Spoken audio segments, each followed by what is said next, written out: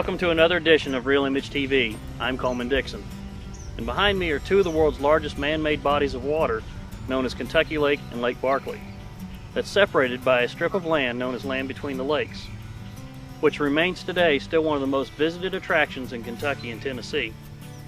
During one of our visits, we found one of the area's best kept secrets, and today that's where we're going. So come with me and let's go find the forgotten treasure.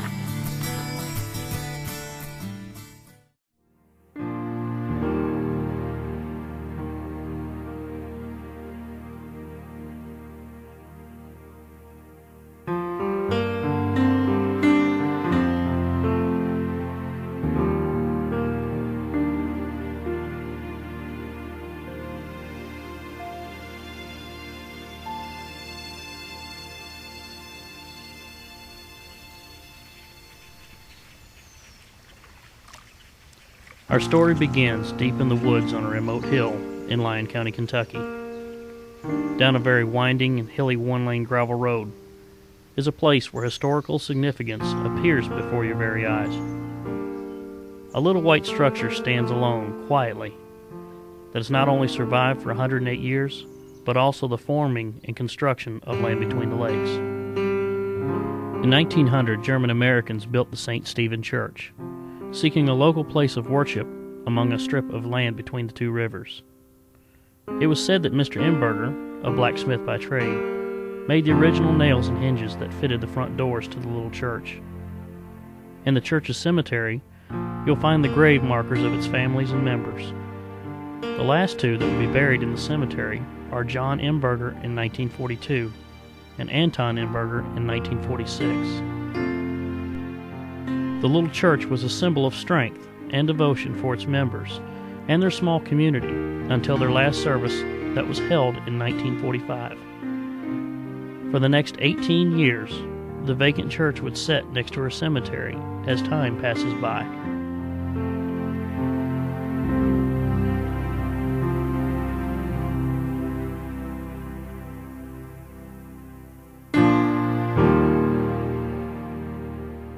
In 1963, the creation of Land Between the Lakes, or LBL, was at full swing over the 170,000 acres located between the Cumberland and Tennessee rivers.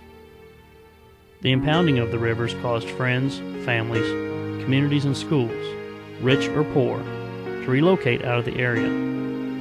Some had the opportunity to move their homes and businesses, while others packed their only belongings, trying to find new land and new life outside of LBL.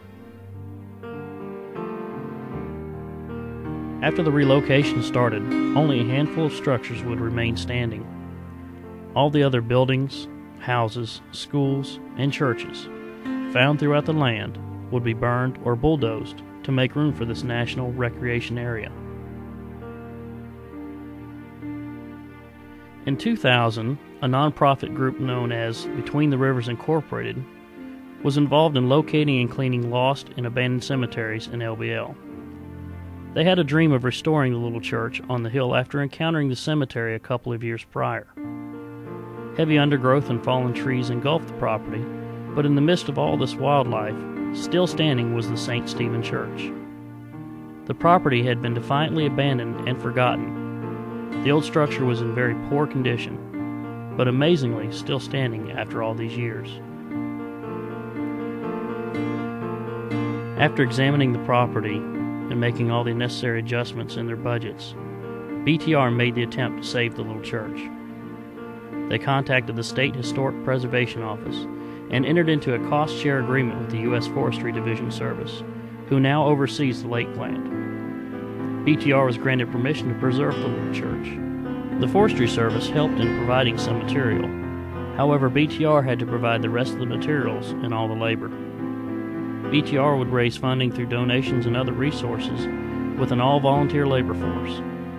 The work began on July 8, 2000, using photographs and oral history to help reconstruct the church, and by the summer of 2002, with over 4,000 man-hours, the century-old structure was completed. The significance of this little church lies within its foundation, of being overlooked and forgotten by the majority.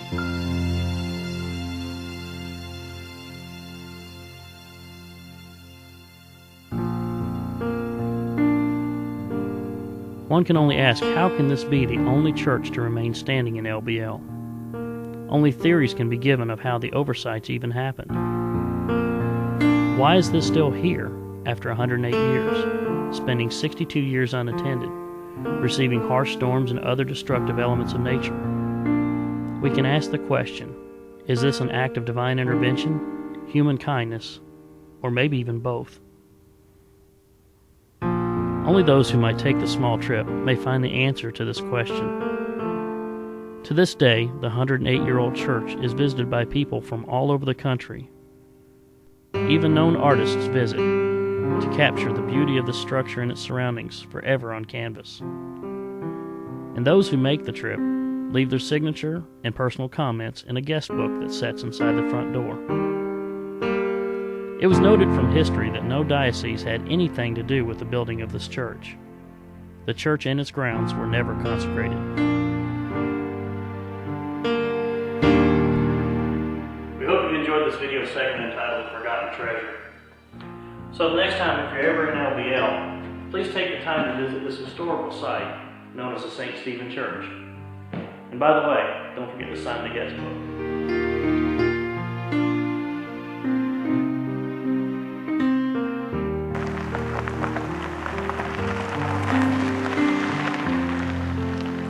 I almost forgot. To learn more about the history of this church, visit explorekentuckylake.com or betweentherivers.org.